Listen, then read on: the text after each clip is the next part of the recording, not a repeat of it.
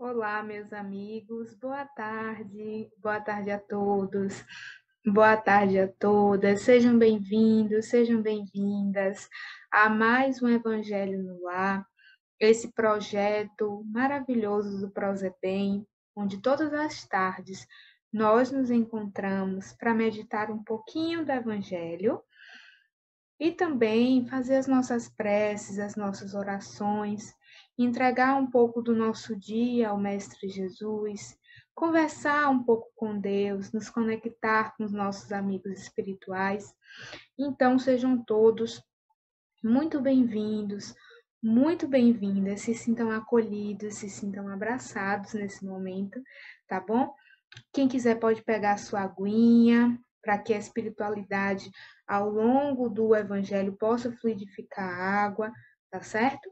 Então fiquem muito à vontade para colocar suas aguinhas, fazerem seus pedidos a Jesus, tá certo?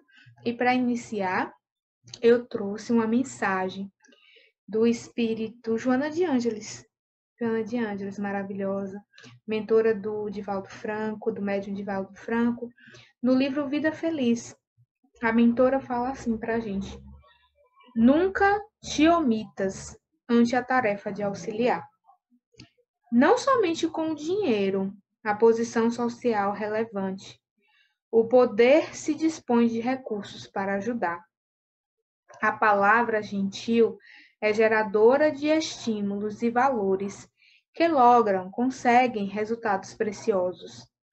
O Verbo tem erguido civilizações, como levado multidões à guerra, à destruição. Usa a palavra para socorrer, emulando as pessoas caídas, levantando as pessoas caídas, ajudando as pessoas caídas a se levantarem. Os que dormem a despertar, os errados a corrigir-se, os agressivos a acalmar-se. Fala com elevação e bondade, tornando-te microfone fiel a serviço do bem. Então, um estímulo que a mentora traz para a gente exercer a caridade, não só a caridade material, na verdade, mas a caridade moral também, que é você utilizar da palavra para ajudar alguém, exercitar a sua paciência, ter paciência é uma caridade, ter tolerância é uma caridade, dar uma palavra de apoio, de estímulo, não julgar, silenciar também é uma caridade. Então, Joana de Ângeles traz para a gente esse estímulo a colocarmos a caridade em prática para sermos mais felizes, para termos uma vida mais feliz. E nesse clima já de amor, de paz, de serenidade, convido a todos a fazer a nossa prece inicial. Vamos elevar os nossos pensamentos a Deus, nosso Pai. Deus Pai de amor, Deus Pai de bondade, nós te agradecemos, Pai, pela oportunidade deste Evangelho, pela oportunidade desta encarnação. Estamos aqui, Senhor, para meditar um pouco da tua mensagem divina, do Evangelho trazido pelo Mestre Jesus. Por isso, Deus Pai de amor, nós te pedimos, com muita humildade, que nos auxilie a compreender a mensagem da noite de hoje, do dia de hoje, da tarde de hoje. Que possamos, Mestre, ser auxiliados pelos teus benfeitores espirituais na interpretação do teu Evangelho, para que possamos colocá-lo em prática. Abençoa, Senhor Jesus, com eflúvios de cura, de paz, todas as águas que se façam presentes na casa de cada irmão, de cada irmã, colocando ali os fluidos salutares, Jesus, para uma vida melhor, para uma vida em equilíbrio. Nos auxilia também, Mestre, a compreender o teu Evangelho e dá-nos a lutar contra as nossas imperfeições. Que a gente não se rebele contra as vontades do Pai, Senhor. Que possamos aceitar os desígnios do Senhor. Fica conosco, Jesus, Deus Pai de amor, amigos queridos do plano espiritual, benfeitores amigos, hoje e sempre. Graças a Deus. Bom, a mensagem de hoje eu tirei do Evangelho segundo o Espiritismo e se chama o egoísmo. Ele está no item 11 do capítulo 11, chamado Amar ao Próximo como a si mesmo. E quem vai trazer essa mensagem para a gente é o Emmanuel. Essa mensagem foi psicografada em Paris, em 1861. O que é que Emmanuel vai falar aqui para a gente? Ele diz o seguinte, eu vou ler e a gente vai meditar. O egoísmo, esta chaga da humanidade, tem que desaparecer da Terra, pois retarda seu progresso moral. E é ao Espiritismo que está reservada a tarefa de fazê-la elevar-se nas ordens dos mundos.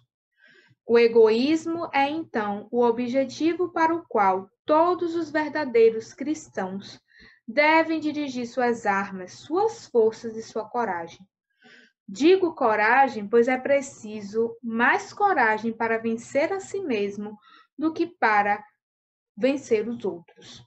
Que cada um empregue todos os seus esforços em combatê-lo em si mesmo, já que esse monstro devorador de todas as inteligências, esse filho do orgulho, é a causa de todas as misérias aqui na Terra. É a negação da caridade e, consequentemente, o maior obstáculo para a felicidade do homem. Jesus vos deu o exemplo da caridade e Pôncio Pilatos o do egoísmo.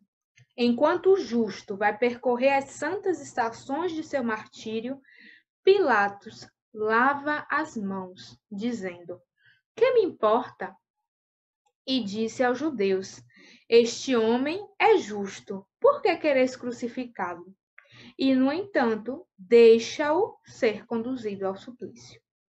Se o cristianismo ainda não cumpriu sua missão por completo, é por causa da luta que se trava entre a caridade e o egoísmo, que invadiu o coração humano como uma praga.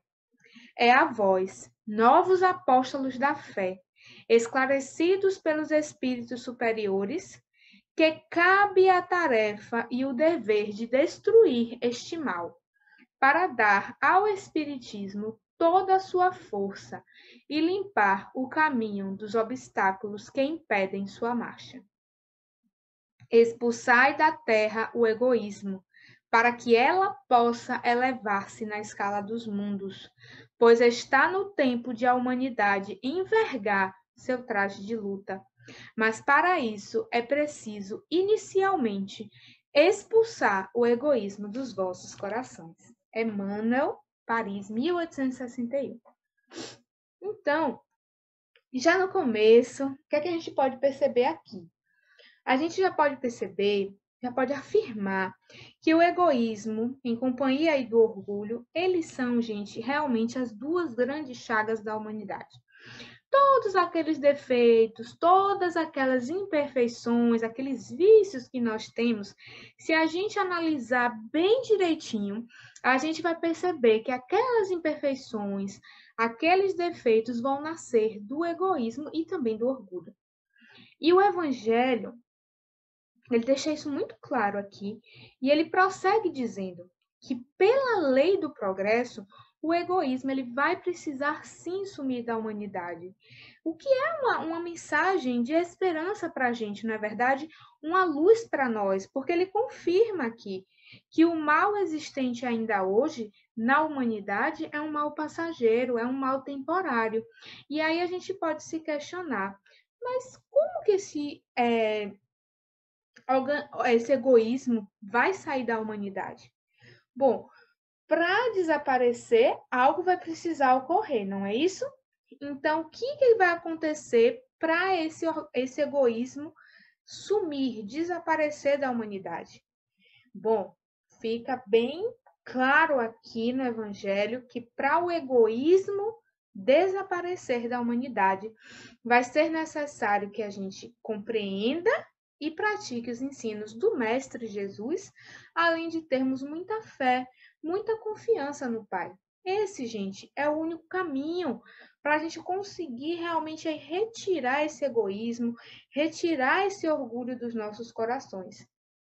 E vocês vejam que ele diz que é ao Espiritismo que cabe a missão de auxiliar de cooperar com o progresso do planeta Terra. Então, o Espiritismo tem uma missão muito importante de auxiliar o progresso da Terra, para que ele saia de mundo de provas e expiações para o mundo de regeneração. E para que isso aconteça, é sim necessário que o egoísmo seja retirado da humanidade. Tudo isso por meio do exemplo, dando o exemplo e seguindo o exemplo do Cristo. Então, como nos informa o Evangelho, ele que está dizendo aqui para a gente, o objetivo principal do cristão, o objetivo principal daquele que crê, deve ser se esforçar para eliminar o egoísmo da humanidade, olhando primeiro para si, sempre. Mas aí, como ele diz aqui, ele diz que é preciso coragem. Devemos ter muita coragem para retirar esse egoísmo do nosso coração. Mas por que coragem, gente? Porque é preciso coragem, é preciso esforço próprio.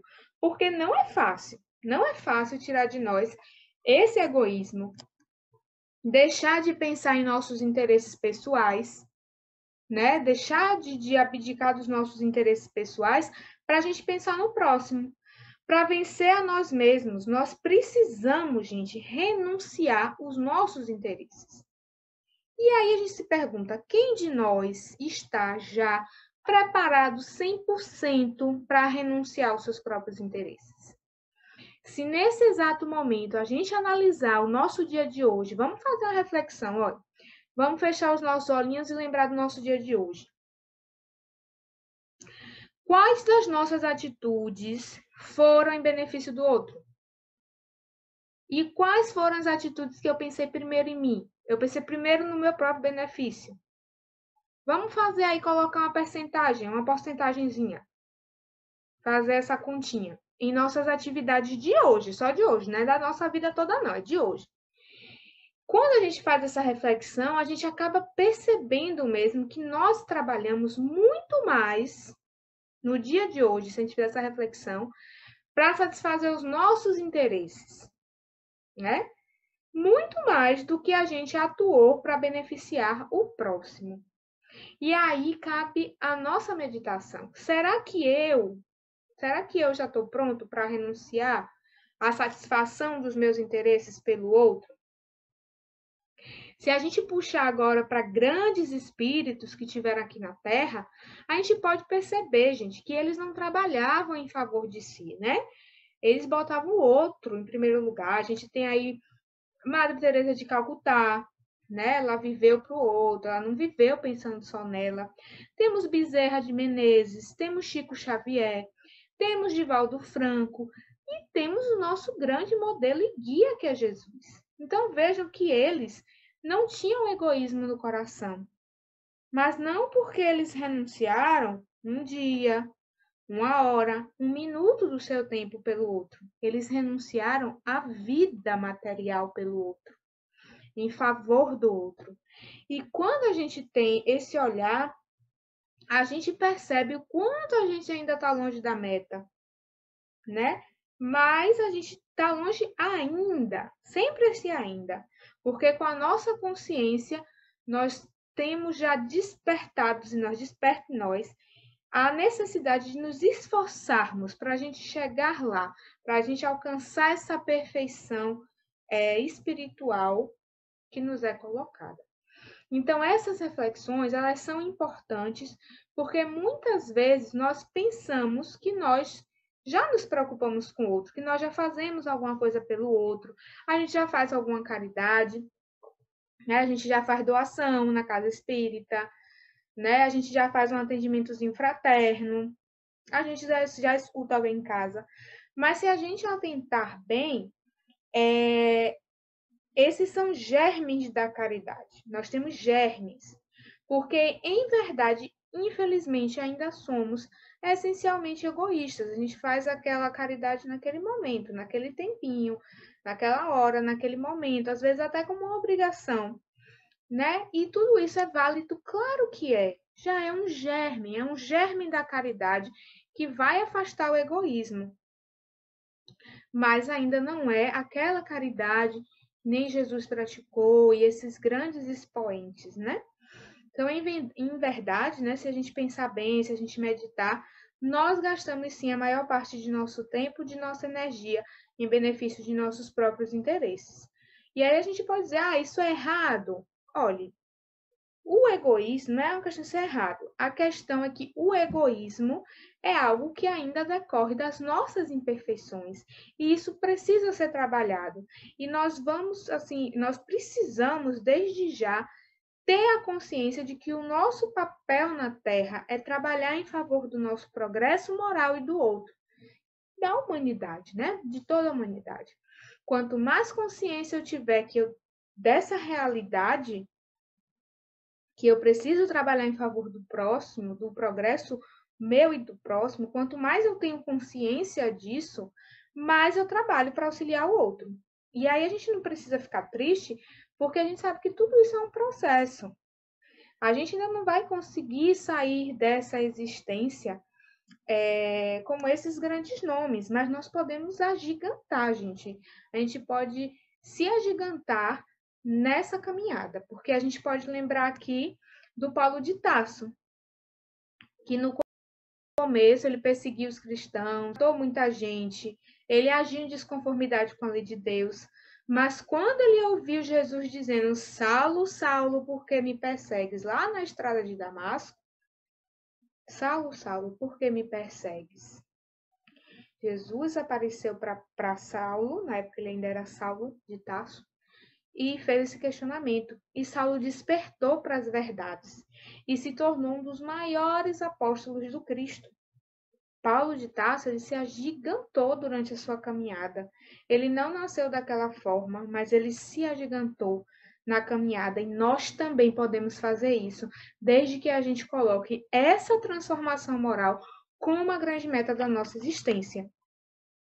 E vejam, né, que o Emmanuel, ele deixa claro aqui que o egoísmo é, sim, o maior obstáculo à felicidade do homem. Nós seremos muito, muito, muito felizes quando nós superarmos o nosso egoísmo, quando nós começarmos a praticar o amor, a caridade, a fraternidade, para reinar entre os povos e entre as nações. Mas hoje a gente briga por qualquer coisa. A gente briga por política, a gente briga na nossa família por pouca coisa, porque nós queremos satisfazer os nossos interesses, o nosso orgulho e a nossa vaidade. E interessante o exemplo que Emmanuel dá aqui, de Jesus e Pilatos. O Pilatos, gente, ele sabia que Jesus, ele era inocente, mas naquele momento prevaleceu o quê? A satisfação dos seus interesses, a satisfação do seu prestígio, do seu poder, da sua vaidade, enquanto Cristo não. O Cristo exemplificou o amor, exemplificou a caridade, a humildade, doando a sua vida física, doando a sua vida material em favor do próximo. Então, um grande exemplo trazido, né, para nos mostrar que há bastante tempo, mais de 2000 anos, nós estamos ainda nos comportando como Pilatos. E agora estamos tentando resgatar, né, essa consciência e buscar agir como Jesus. E no último parágrafo,